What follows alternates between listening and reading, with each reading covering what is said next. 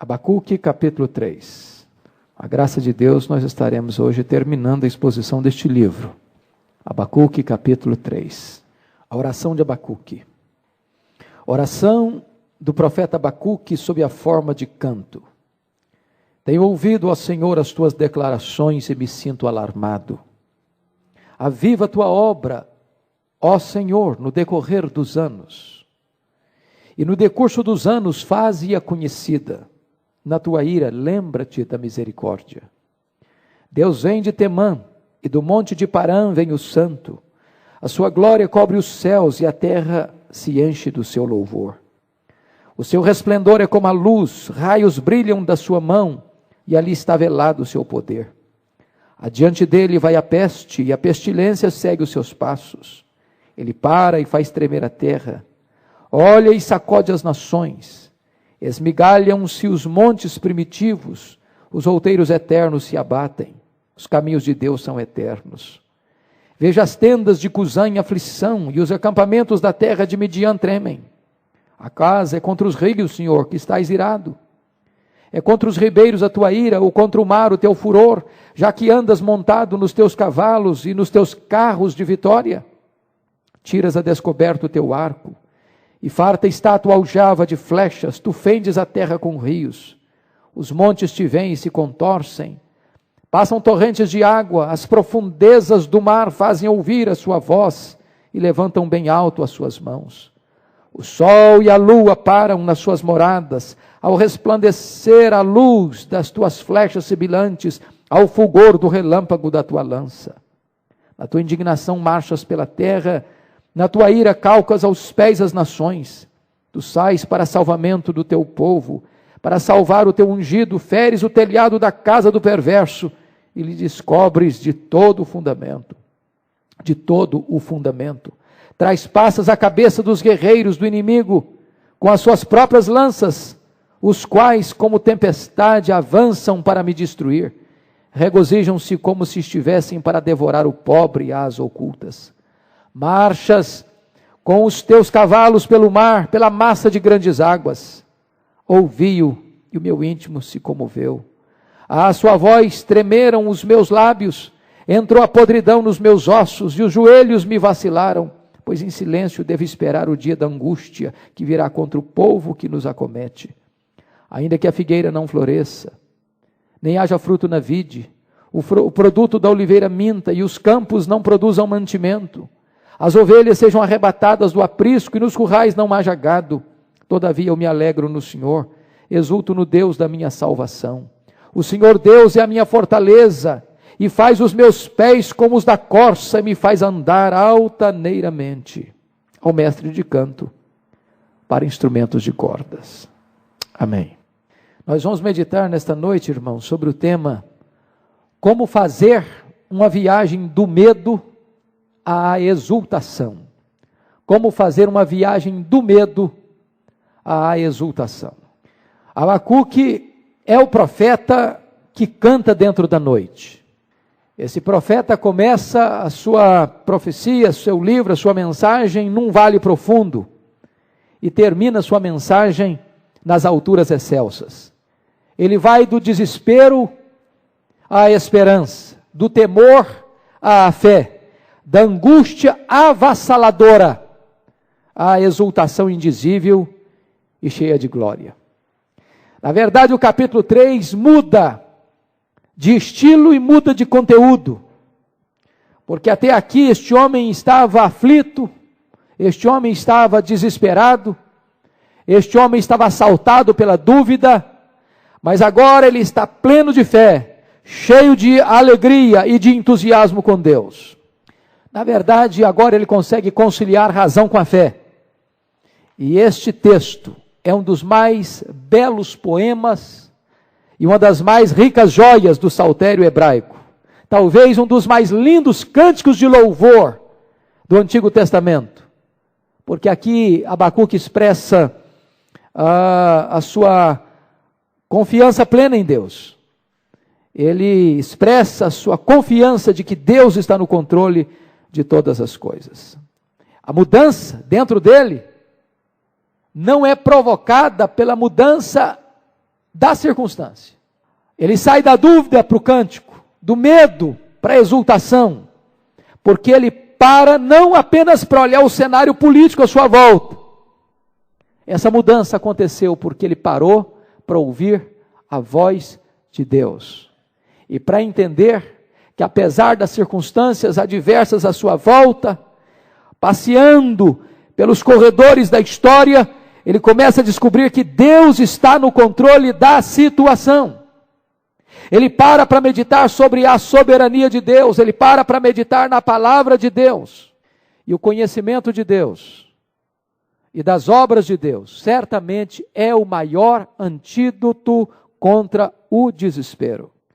Quando nós nos voltamos para as Escrituras, é que nós vamos descobrir que Deus está com as rédeas da história nas suas mãos. E quem está conduzindo os destinos da nossa vida não são as nações poderosas, não são os grandes impérios.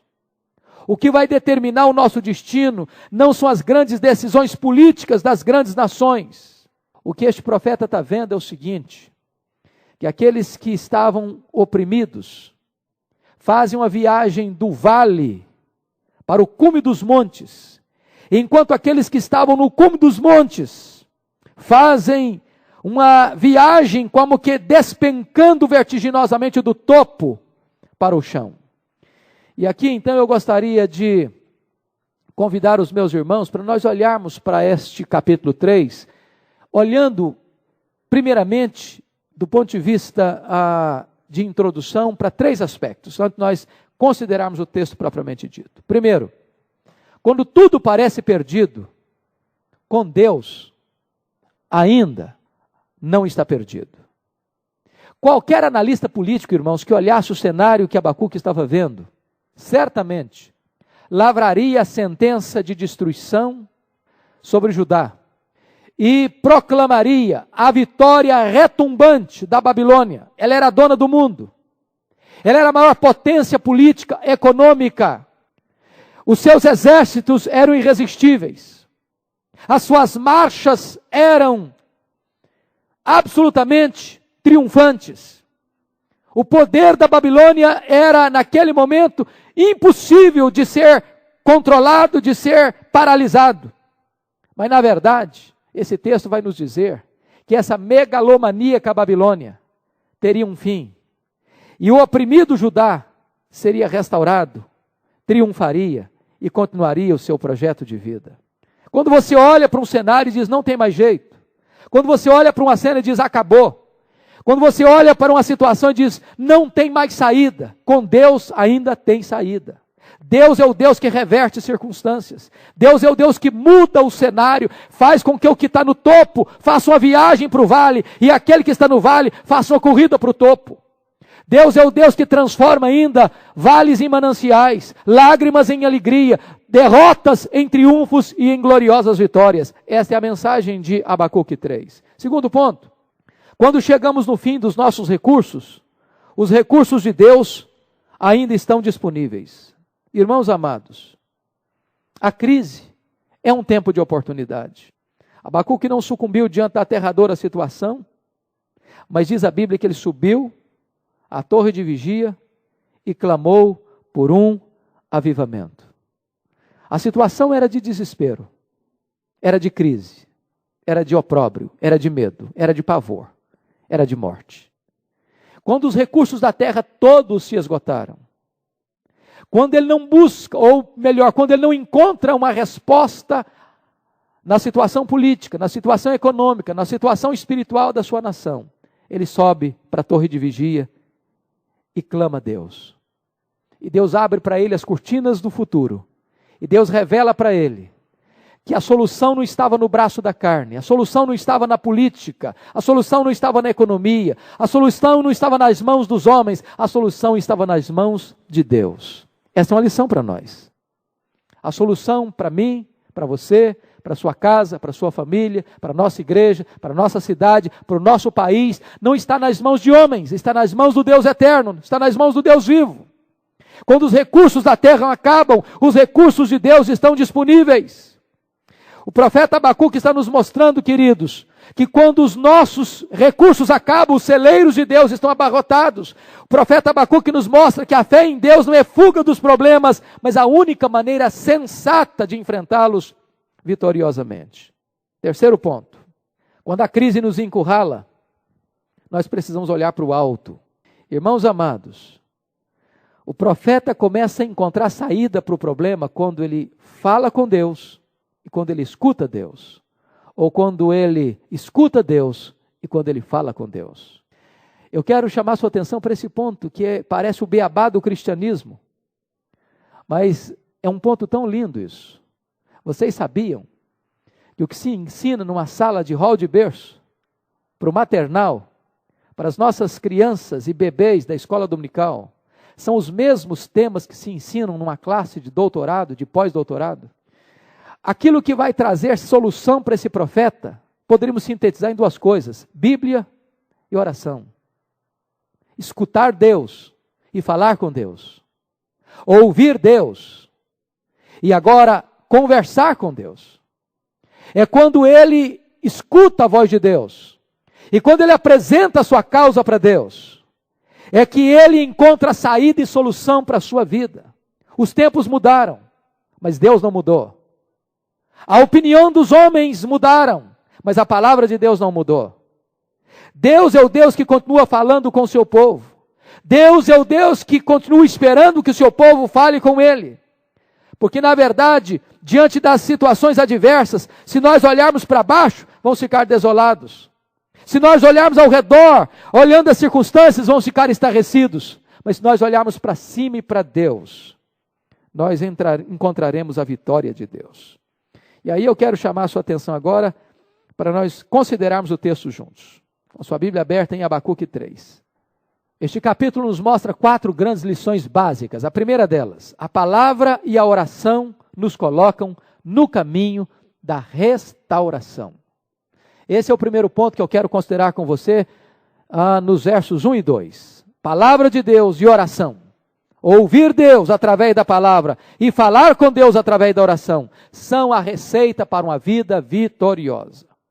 Vamos destacar alguns pontos aqui. Primeiro, ouvir a palavra de Deus é a única maneira de enfrentarmos vitoriosamente a crise. Versículo 2. Tenho ouvido, ó Senhor, as tuas declarações e me sinto alarmado. Você nota que este homem está escutando Deus. E quando ele escuta Deus, quando ele escuta a palavra de Deus, quando ele escuta sobre o plano de Deus, quando ele escuta sobre a agenda de Deus, quando ele escuta sobre o propósito de Deus, diz o texto sagrado que ele fica alarmado. Que plano que ele está escutando? O que o alarma? O que o alarma é perceber o seguinte, que Deus é quem estava no controle da história e não a Babilônia. Não era Nabucodonosor, rei de reis, que estava controlando o cenário político. Era o rei dos reis, o Senhor Todo-Poderoso, aquele que está sentado no trono, é quem estava conduzindo os rumos não só de Judá, mas os rumos da história mundial. Ele começa a perceber que este Deus que está no trono haveria de disciplinar Judá, mas logo depois haveria de julgar a Babilônia. Deus é o Deus que julga o pecado na vida do seu povo. E Deus é o Deus que produz justiça para aqueles que estão agindo à revelia da sua vontade. Se você notar, Deus transforma o Abacuque questionador no Abacuque adorador. Tirou do vale do medo para a montanha da fé, no momento em que ele ouve a palavra de Deus. Como nós precisamos ouvir a palavra de Deus. Como nós necessitamos da palavra de Deus. Como você precisa ouvir a palavra de Deus na sua vida devocional particular, lá na sua casa, lendo a Bíblia. Seguindo um cronograma de estudo da Bíblia. Lendo diariamente a Bíblia. Como você precisa de ouvir a palavra de Deus através do culto coletivo, onde o povo de Deus se reúne para ouvir a voz de Deus e adorar a Deus. Segundo lugar, ouvir a palavra de Deus deve nos levar à oração fervorosa. Quando ele diz, tenho ouvido ao Senhor as tuas declarações e me sinto alarmado, imediatamente este homem é levado a orar e ele diz, aviva a tua obra, Senhor, no decorrer dos anos. Palavra e oração, irmãos, precisam dar juntos. Nós não podemos separar o que Deus uniu. A voz de Deus nos põe de joelhos. Quanto mais você conhece a palavra de Deus, mais fervoroso na oração você deve ser. Quanto mais luz você tem na mente, mais fogo você deve ter no coração. Quanto mais conhecimento de Deus você tem, mais dependência de Deus você deve ter. Quanto mais alto você voa no seu conhecimento da Escritura, mais prostrado você deve estar diante da majestade desse Deus. É quando ele escuta Deus, que ele é levado a se prostrar diante de Deus. Irmãos amados, este é um ponto fundamental na vida da igreja hoje. Os apóstolos entenderam isso. Quanto a nós nos consagraremos à oração e ao ministério da palavra. Sempre que a igreja buscou a primazia da palavra, a supremacia da palavra e a primazia da oração, a igreja avançou fortemente. Sempre que a igreja abandonou a palavra e abandonou a oração, a igreja entrou em colapso.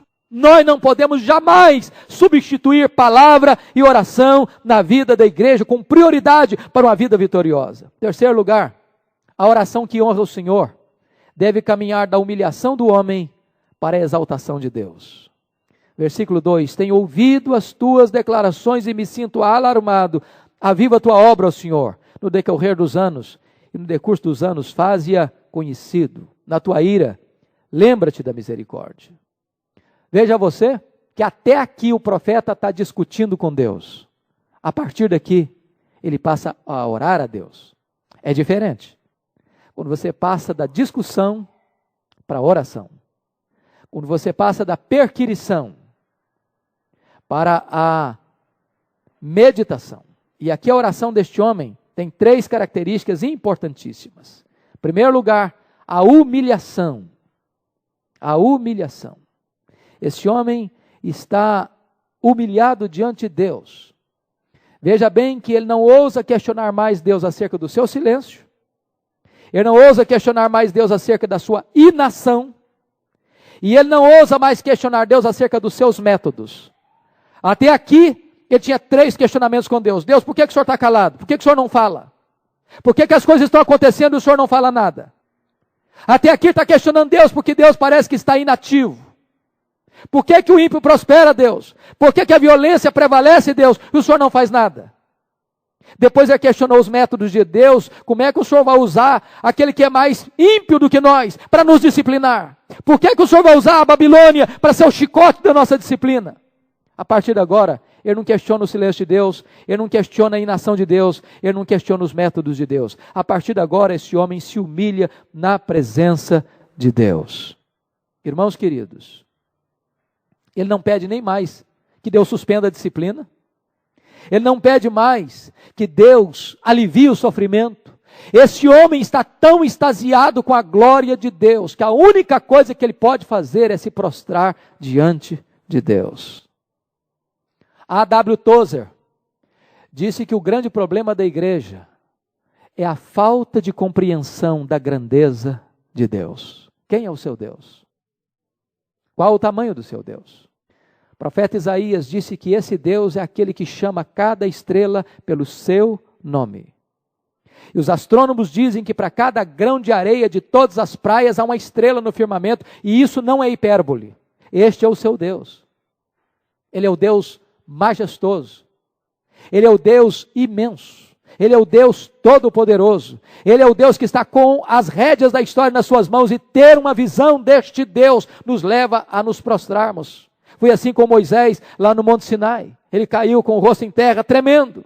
Foi assim com Isaías, quando viu o Senhor assentado no seu alto e sublime trono. Ele disse, ai de mim. Foi assim com João lá na ilha de Patmos, caiu aos seus pés como morto. Ninguém pode ter uma visão da glória de Deus sem se prostrar. Alguns escritores contemporâneos parecem revelar muita intimidade com Deus e tratam esta questão da contemplação de Deus com uma certa falta de temor e de tremor. Pessoa com quem parece que Deus está batendo papo assim, na maior intimidade, e nada acontece com ele. Ele está numa boa, dirigindo seu carro, e Deus está se revelando na sua glória a ele. Ele continua dirigindo seu carro, está fazendo barba, não chega nem a cortar a pele, de tão intimidade com Deus. Os homens de Deus do passado, quando tiveram a gloriosa visão de Deus, tremeram, caíram, se prostraram diante da sua majestade. Diz o texto que ele está alarmado. O profeta está alarmado. Se você perceber no verso 16, ele está com as pernas bambas e com os lábios trêmulos. Ninguém pode ver Deus na sua glória sem se humilhar diante dele. Segundo lugar, o verso 2 vai falar também que ele está em estado ou está adorando a Deus. Abacuque ficou alarmado, irmãos. É importante entender isso. Ele não está alarmado porque ele está vendo a sua nação encurralada, prestes a ser invadida. O que o deixa alarmado não é a chegada do sofrimento. O que o deixa alarmado nem é mesmo a inevitabilidade da disciplina. O que o deixa alarmado é a grandeza da revelação de Deus, de quem é Deus, de quão grande é Deus, de quão majestoso é Deus, de quão soberano é Deus, de quão glorioso é esse Deus que está no controle das circunstâncias. E ele então se prostra para adorar. O que leva este homem à adoração é o que está lá no capítulo 2, verso 20. O Senhor, porém, está no seu santo templo. Que templo? O templo cósmico. Não há um centímetro deste universo sem que Deus não esteja presente. Não há um centímetro desse universo onde Deus não reine, soberano, absoluto. Enquanto os ídolos não podem responder essa oração, dizendo, ai daquele que diz à pedra, acorda! O Deus soberano está no seu templo. E Ele está dirigindo, e Ele está controlando, e Ele está assentado no alto e sublime trono, e Ele está reinando absoluto sobre toda a história e em todo o universo. Terceiro lugar, a oração deste homem é uma oração de petição. Aviva, o Senhor, a tua obra no decorrer dos anos. Note você que a petição de Abacuque não é por livramento. Não é mais. Ele não está preocupado mais com o sofrimento. O foco dele agora não está no homem, está em Deus. Ele não pensa mais nos méritos da sua nação. Ele não pede livramento do sofrimento. Ele alça sua voz para pedir, ele não alça sua voz para pedir o livramento dos caldeus. Ele alça sua voz para dizer, Deus, aviva a tua obra no decorrer dos anos. Seu grande apelo era que Deus fortalecesse o seu povo e avivasse a sua obra. Segundo ponto que eu quero focar, o clamor pelo avivamento nos leva de volta ao favor do Senhor. Ainda focando no verso 3, irmãos. Aviva a tua obra, Senhor. Irmãos, Abacuque é o profeta do avivamento. E avivamento é um dos temas mais falados e também mais mal interpretados na igreja evangélica da atualidade. Muitas pessoas hoje confundem avivamento com dons espirituais. E avivamento não tem a ver com dons espirituais. A igreja de Corinto tinha muitos dons, e Paulo elogia a igreja pelos dons que ela possuía, mas era uma igreja carnal. Então você não conhece a espiritualidade de uma pessoa pelos dons que ela tem, mas pelo fruto do Espírito que ela exerce, o que ela recebe. Segundo lugar, muitos confundem avivamento com estilo litúrgico. E avivamento não tem a ver com estilo litúrgico. Uma igreja pode receber um avivamento de Deus adotando um estilo litúrgico de solenidade, e uma igreja pode receber um avivamento adotando um estilo de culto informal. Leia as histórias dos avivamentos e você verá isso. Muitos confundem avivamento com presença de sinais e milagres na igreja. E sinais e milagres podem existir se Deus age, porque Deus é Deus. Mas a presença de milagres não é sinônimo de avivamento. Avivamento é confundido hoje como algo que a igreja administra, como algo que a igreja agenda, como algo que a igreja marca no calendário. E avivamento, irmãos, também tem sido confundido hoje com entusiasmo humano. Tem muita gente que pensa que entusiasmo humano é a mesma coisa que o mover do Espírito Santo de Deus. Tem muita gente que confunde avivamento com grandes ajuntamentos, onde tem uma multidão, aí o Senhor está avivando a igreja. Não, não necessariamente. Avivamento não tem a ver com grandes multidões, mas sim com abundantes conversões. Avivamento vem do céu, é de Deus. Avivamento sempre está centrado na palavra de Deus. O avivamento sempre leva a igreja à oração, à santidade, ao quebrantamento, à humilhação, ao arrependimento, à piedade e ao envolvimento com o trabalho de Deus. Então eu chamo a sua atenção para alguns pontos. Primeiro, o tempo em que a igreja deve buscar o avivamento. Aviva a tua obra, ó Senhor, no decorrer dos anos. Ele não pensa apenas nele, ele não pensa apenas na sua geração, sua preocupação é com a manifestação da glória de Deus ao longo da história. Irmãos amados, o avivamento deve ser o anseio da igreja em todos os tempos. Nós não podemos viver apenas das vitórias do ontem. Nós não podemos viver apenas de reminiscências, de lembranças. Embora as nossas raízes estejam plantadas no passado, nós vivemos no presente e caminhamos para o futuro. E a igreja precisa em todo o tempo, em todas as épocas, clamar a Deus: aviva, Senhor, a tua obra no decorrer dos anos. E no decurso dos anos, faze-a conhecida. Segundo lugar, irmãos, a base em que a igreja deve buscar o avivamento. Na tua ira, lembra-te da misericórdia. Meus amados, avivamento não tem a ver com justiça própria e com merecimento. Pode ter certeza disso. Onde você encontrar um verdadeiro avivamento, você vai encontrar um povo que tem consciência de pecado. Onde as pessoas batem no peito, onde as pessoas proclamam a sua própria justiça, onde as pessoas arrotam uma espiritualidade humana, de elogios a si mesmo, de glórias a si mesmo, você nota que está longe o princípio do avivamento. Avivamento começa com choro, avivamento começa com quebrantamento, avivamento começa com humilhação, avivamento compreende que Deus é o Deus justo que se ira contra o pecado, mas o avivamento está fincado na misericórdia divina. Ele sabe que é das entranhas da misericórdia divina que fluem os rios caudalosos do avivamento. Avivamento é quando Deus se volta da sua ira para a misericórdia. O avivamento não é merecimento da igreja, o avivamento é favor de Deus. Terceiro lugar, quem é o autor do avivamento que a igreja deve buscar? Aviva, ó Senhor. Amados irmãos, como é triste perceber que algumas igrejas hoje pensam que a agenda do Espírito Santo está nas mãos da igreja. E aí eu marco o avivamento.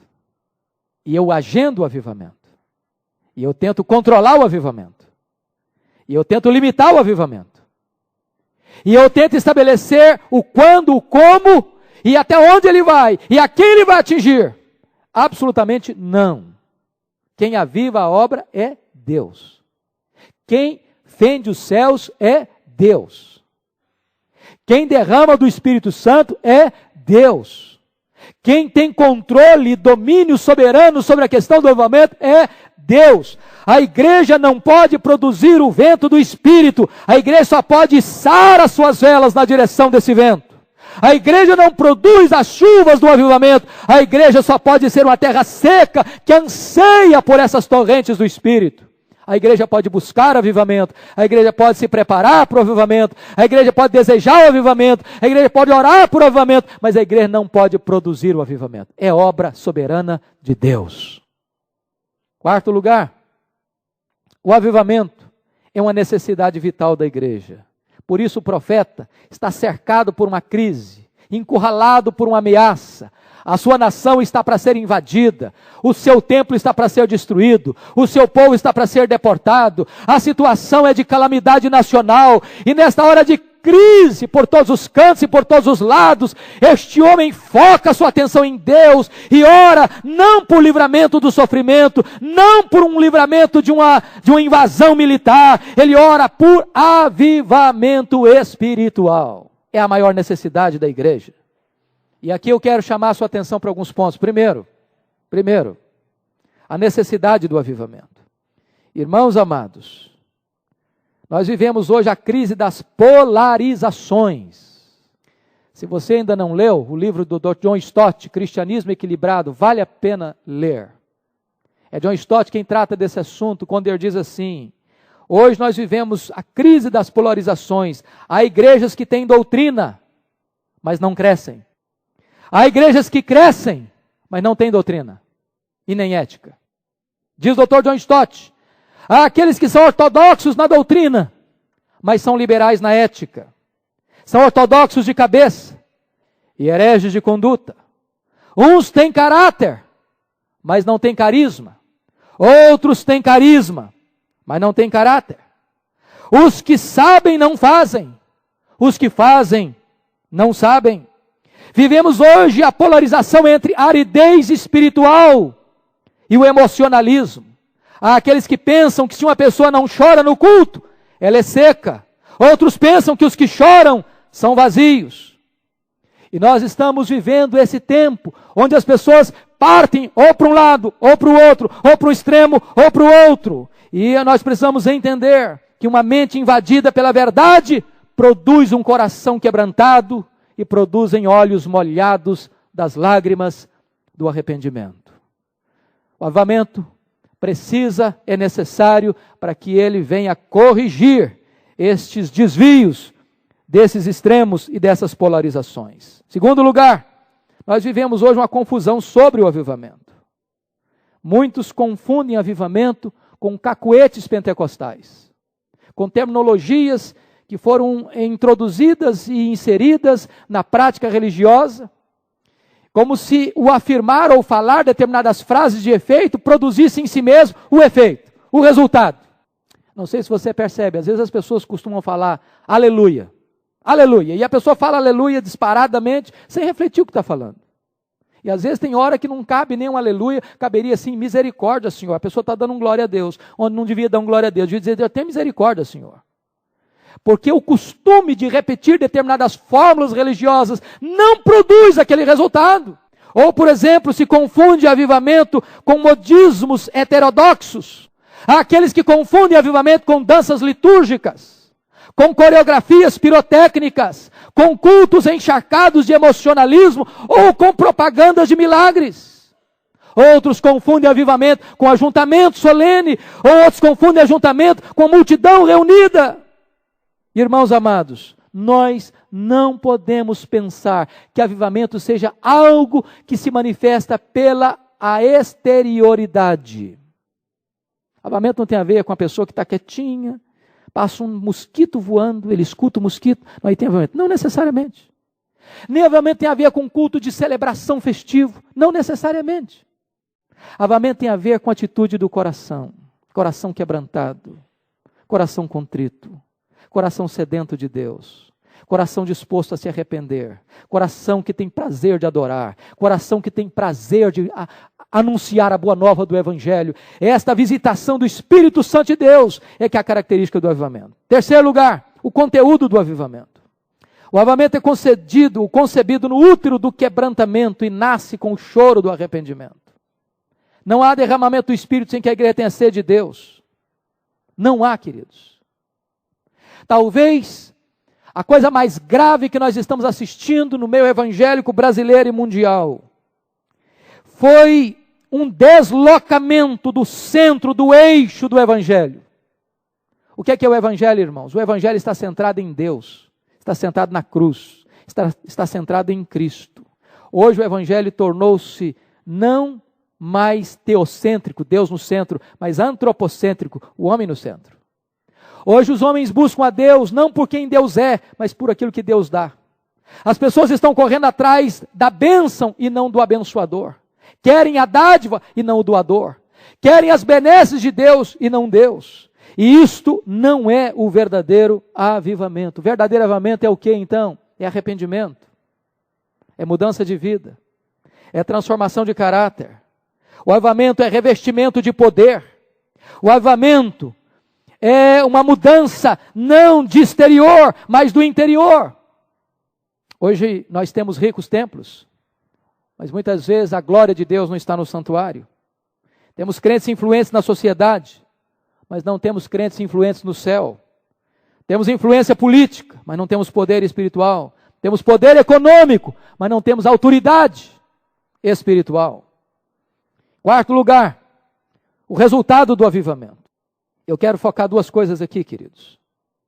Quando o avivamento chega na vida da igreja, está lá em Isaías 44, 3 a 5, a primeira coisa que acontece é que os crentes se tornam ousados para pregar. Um dirá, eu sou do Senhor. O outro vai escrever na própria palma da mão, eu sou do Senhor. Quando um avivamento chega na vida de uma igreja, as crianças, os juniores, os adolescentes, os jovens, os adultos, os homens, as mulheres, se levantam para falar de Cristo, para testemunhar do Evangelho. Ninguém consegue ficar calado, reter, omitir esta mensagem bendita da cruz. O segundo resultado de um avivamento é que a igreja cresce. Você nunca leu na história da igreja, nem na história bíblica, qualquer avivamento que não produzisse crescimento da igreja.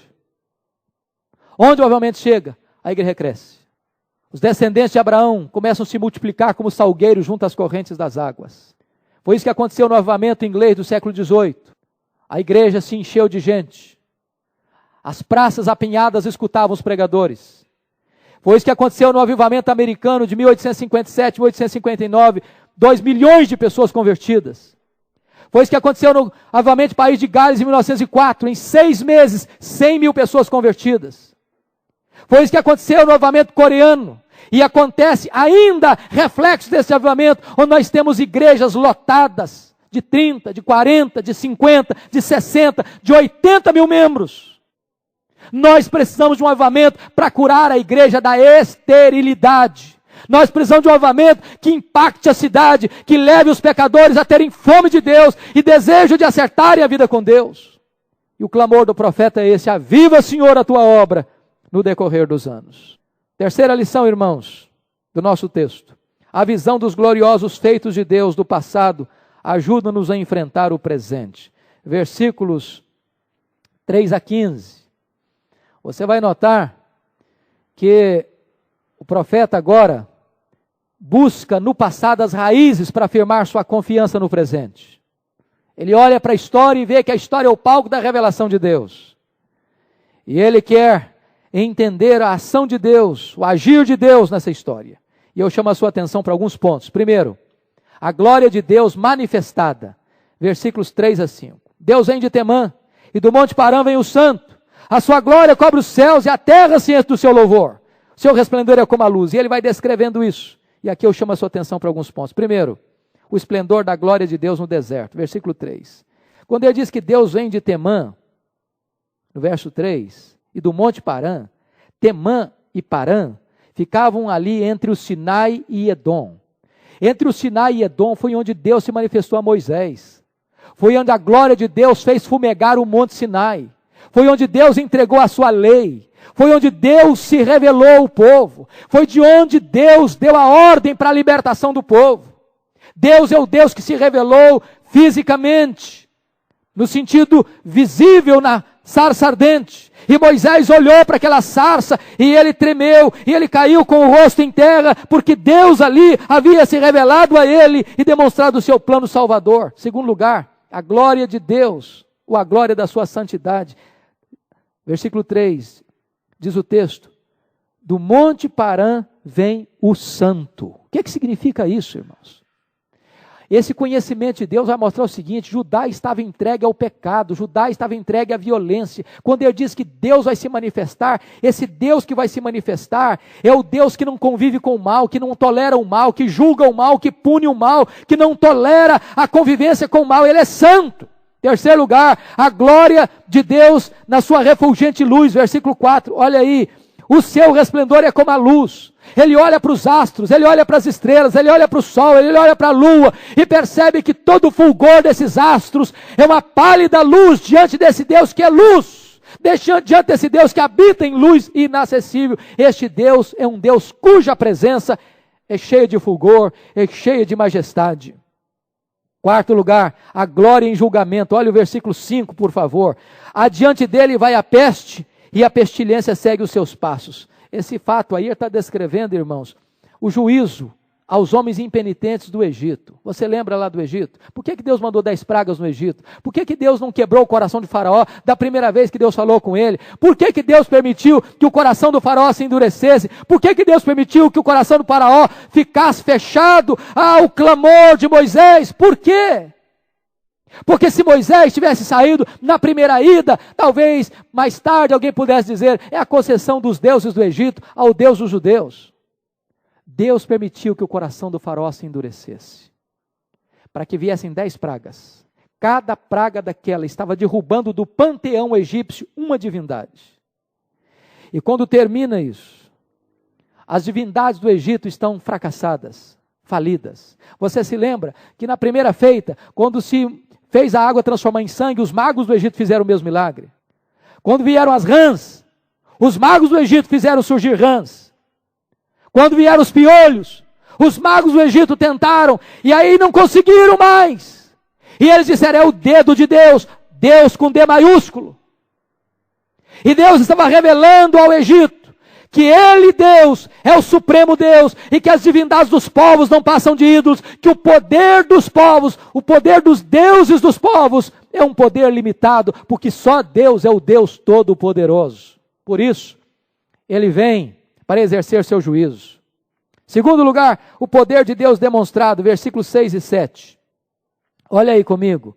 Ele para e faz tremer a terra. Ele sacode as nações. E há 2 pontos aí que eu quero focar. O poder que faz estremecer a natureza. Quando Deus se manifesta, até a terra treme. Quando Ele se revela, os montes se derretem. Quando Ele estende a sua mão, o mar cessa o seu bramido. A natureza escuta a sua voz e obedece. Quando Ele fala, até o sol e a lua escondem o seu rosto. Segundo lugar, o poder que faz sacudir as nações.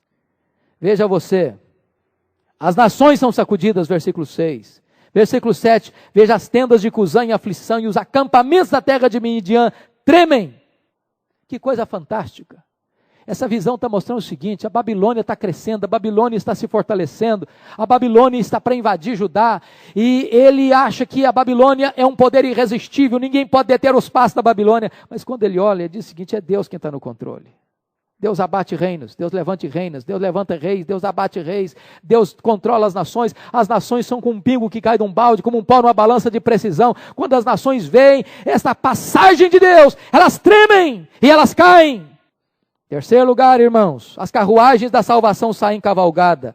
Versículos 8 a 11, essa é uma linguagem lindíssima. Acaso é contra os rios, Senhor, que estás irado? É contra os ribeiros a tua ira, ou contra o mar o teu furor, já que andas montado nos teus cavalos e nos teus carros de vitória. Presta atenção, querido.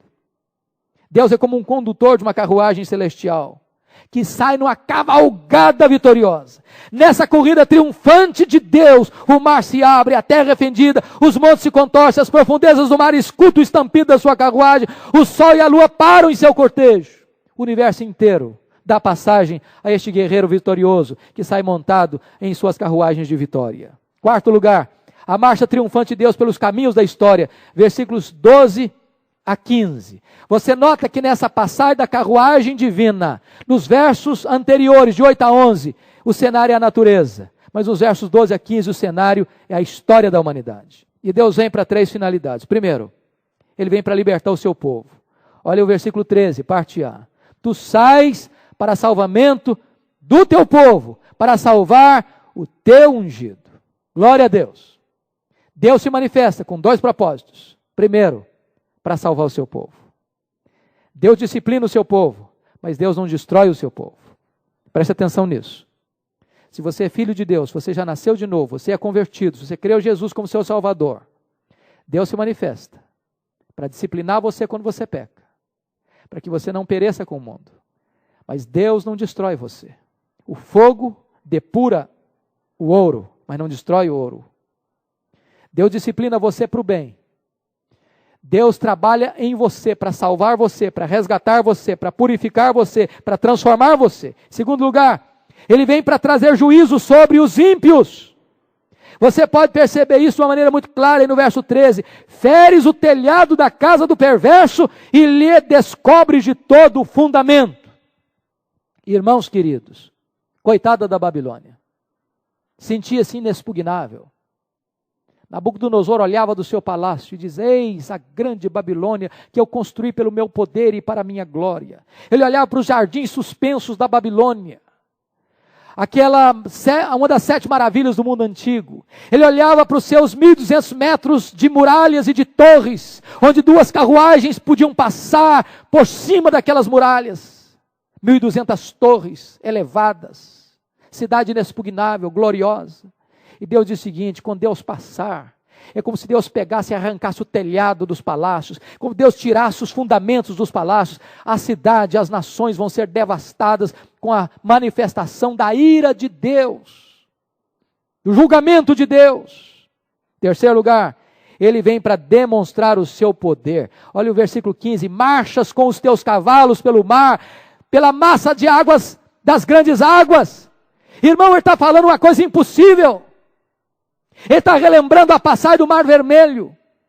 Para esse Deus não tem coisa difícil, para esse Deus não tem coisa impossível. Ele marcha com seus exércitos por sobre as águas. O mar tem que dar passagem para ele. O mar tem que abrir caminho para ele. Para ele não tem nada impossível. Daí, queridos, eu quero chamar a sua atenção para o último ponto da mensagem. A canção de triunfo no meio da dor é um testemunho vibrante da nossa fé. Eu acho isso lindo. Porque agora o profeta vai ter uma visão de Deus. Olha comigo, por favor, versículo 16. Ouviu, e o meu íntimo se comoveu. À sua voz tremeram os meus lábios. Entrou a podridão nos meus ossos, e os joelhos me vacilaram. Pois em silêncio eu devo esperar o dia da angústia que virá contra o povo que nos acomete. Que coisa tremenda.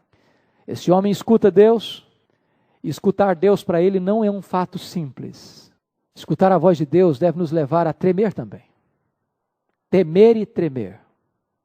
Eu disse que as pernas ficaram bambas, que os lábios ficaram trêmulos. E preste atenção na atitude desse homem. Ele não está dando pulo de alegria porque Deus vai julgar a Babilônia, não. Eu vou guardar isso em silêncio.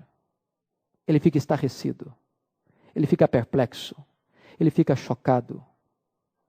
A Bíblia diz que Deus não tem alegria na morte do ímpio. E nós também não devemos ter. Esse homem está chocado.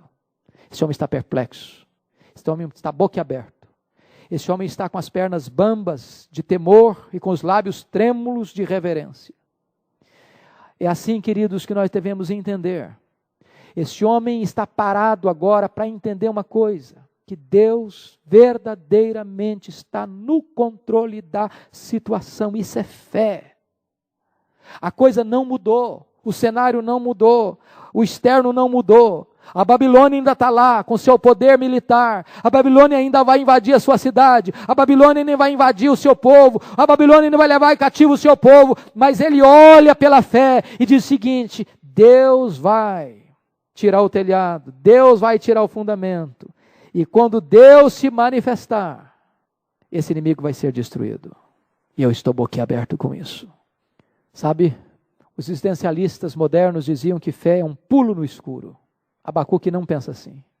Fé é um passo firme na estrada da luz, do conhecimento de Deus, da revelação de Deus, da verdade de Deus. Irmão amado, você não caminha rumo a um futuro desconhecido, você caminha rumo à certeza de que Deus governa a história. E aqui eu quero terminar apontando para você alguns pontos. Primeiro, uma manifestação gloriosa, está aí no versículo 16. Quando ele vê Deus, quando ele se escuta Deus, o seu íntimo se comove, a sua voz e os seus lábios tremem. A podridão entra nos seus ossos, seus joelhos vacilam, porque ele está vendo o que Deus vai fazer no futuro. Segundo, uma confiança inabalável, versículos 17 e 18. Ainda que a figueira não floresça, nem haja fruto na vide, o produto da oliveira minta, os campos não produzam mantimento, as ovelhas sejam arrebatadas do aprisco, e nos currais não haja gado. Todavia, eu me alegro e exulto no Deus da minha salvação. Para a economia judaíta, era vide, era oliveira, era azeitona, era a ovelha, era o gado, era a agricultura, era a pecuária, era isso a fonte da riqueza e da economia do povo. Ele diz o seguinte: isso vai acabar.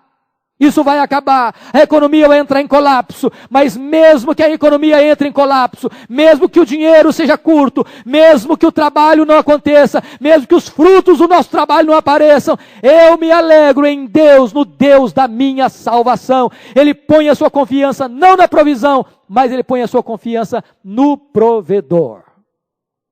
Pode chegar um tempo, irmãos, que a nossa economia fique abalada. Pode chegar um tempo em que nós passemos por prejuízos financeiros. Pode chegar um tempo em que a situação econômica possa entrar numa situação desesperadora. Mas este homem age como Jó. Ele está pronto a perder tudo, menos a sua fé no Senhor. O diabo sempre vai pensar que você ama mais o seu dinheiro, que você ama mais a sua família, que você ama mais a sua própria pele do que a Deus.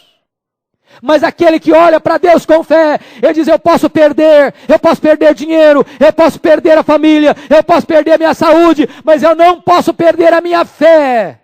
A base da sua vida é o seu Deus. E é isso que Abacuque está nos revelando. Terceiro lugar, olha aí uma alegria ultra circunstancial. Versículo 18, eu me alegro no Senhor, no Deus da minha salvação. Finalmente, um sustentáculo suficiente. Versículo 19, olha aí por favor. O Senhor é a minha fortaleza, e faz os meus pés como os da corça, e me faz andar altaneiramente. O que muda a concepção desse profeta não é, irmãos, um sentimento romântico infundado. Ele tem razões sobejas para alegrar-se. Fundamento da sua alegria está em Deus. Começa deprimido e em dúvida quanto à retidão e à justiça de Deus, e termina com alegre confiança na provisão e no poder sustentador de Deus. E há duas coisas que eu chamo a nossa atenção. Primeiro, estabilidade e segurança. O Senhor é a minha fortaleza. Segundo lugar, celeridade e firmeza. Olha aí, querido. O Senhor faz os meus pés como os da corça e me faz andar altaneiramente. Esse homem no verso 16 disse que ele estava com os joelhos vacilantes. E agora ele diz: Deus, pela fé, me deu pés velozes, firmes, como de uma corça. A corça tem a capacidade de correr na noite escura no meio da floresta. A corça tem a capacidade de subir no cume dos montes e nada deter a sua corrida. Ele diz o seguinte: Deus tirou os meus pés vacilantes, os meus joelhos trôpegos e me deu capacidade de andar com firmeza, com velocidade, porque Deus é a minha fortaleza. E eu termino com algumas aplicações práticas e eu chamo a sua atenção para isso. Abacuque fez uma viagem do temor à fé, do pranto ao cântico, do louvor, do cântico de louvor e do questionamento amargo à humilde adoração. E aqui tem 5 lições práticas que eu vou citar para você. Primeiro, uma lição estarrecedora. Deus julga o seu próprio povo. Esta é a mensagem de Abacuque. O povo de Deus não está imune da disciplina divina. Segunda mensagem, uma lição gloriosa. A história tem um rumo. É Deus quem está com as rédeas dela na mão. Não é a grande Babilônia, não é a Síria, não é o Egito, não é o Império Medo-Persa, não é o Império Grego, não é o Império Romano, não é esta ou aquela nação. É Deus quem está no controle. Terceiro, uma lição moral. Os violentos serão punidos. Quem semeia maldade, colhe maldade. Quem semeia violência, colhe violência. Quem mata a espada perecerá. Quarto lugar, uma lição espiritual. O justo viverá pela fé. Ainda que o mundo ao nosso redor se transtorne, ainda que os ímpios se levantem com fúria virulenta contra nós, ainda que nos faltem os recursos materiais para uma sobrevivência digna, nossa confiança permanece inabalável em Deus. Pela fé vivemos, pela fé vencemos, pela fé triunfamos. Quinta lição e última lição, uma lição final, a alegria de crer. Eu me alegro no Deus da minha salvação. Crer é um ato jubiloso. A fé nos toma pela mão, nos carrega pelos corredores da dúvida e da angústia e nos leva à sala do trono, onde Deus governa, de onde Deus reina, de onde Deus dirige todas as coisas. Deus ainda, irmão, pode tirar você do corredor da dúvida, do cenário de tristeza e dor, de desespero, e levar você ao cântico da vitória. Ainda que a circunstância agora não tenha mudado, a perspectiva mudou. Você sabe que Deus está no trono, e que Ele governa, e que Ele reina absoluto e soberano. Que Deus nos ajude. Que este livro de Abacuque, que é para mim uma das mais lindas filosofias da história, mostrando-nos que Deus é quem está no controle, nos ajude a enfrentar as lutas, as dificuldades, as aflições que nós enfrentamos aqui e agora. Que os nossos olhos estejam postos não nas circunstâncias, mas no Deus que está no controle delas. Que o Senhor nos ajude. Amém.